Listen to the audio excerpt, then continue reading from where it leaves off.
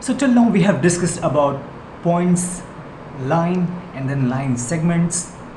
And if you haven't watched those videos, then please watch them and then come on this video, because in this video, after discussing points, line segments, we are going to discuss what are rays.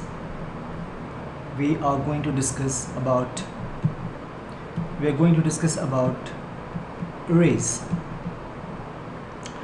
So in line, you have no two endpoints, and to represent line will be like this.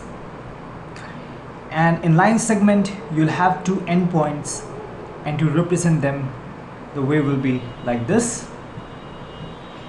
And what's a ray?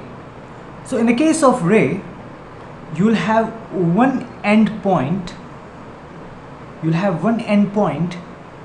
And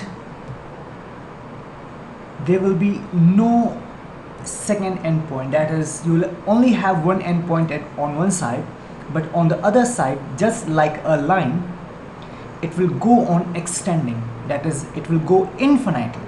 It will go to an infinite point.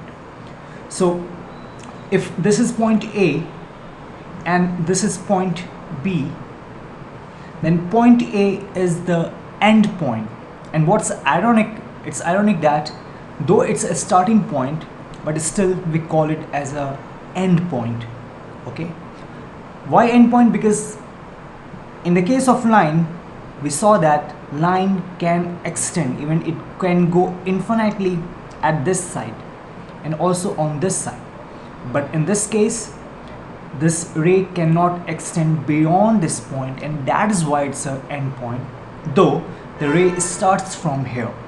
Okay, it starts from here, and if you are drawing a ray between these 2 points, then if A is a starting point, then B will not be the end point, because at this end, at this point B, at this side, this ray will go on extending. Okay, it will go on to an infinite position, and to represent it, it will be the starting point A and another point, that is B, that is on this ray, and you will simply put a ray over it. That is A, the starting point will be above A, and this arrow will be above B. Now, as it was in the case of line and line segment, where we saw that we can write line as line AB or line BA, both will be similar thing, same thing. In case of line segment, we can write it as line segment AB, and that will be equal to similar to line segment BA, but that will not be the case in ray, because in ray you have only one starting point or one end point, and there is no other end point. So you cannot write it as, this will not be similar to ray BA. Why? Because B in this case is not the end point, but here in this case A is the end point or the starting point, and therefore we have placed the end point or starting point of ray above A. Okay, so that is an important point to know. And if you want to think of ray, you can think it of as, suppose this is sun. Okay, this is sun, and when sunlight comes out of it, so like if here we have our earth,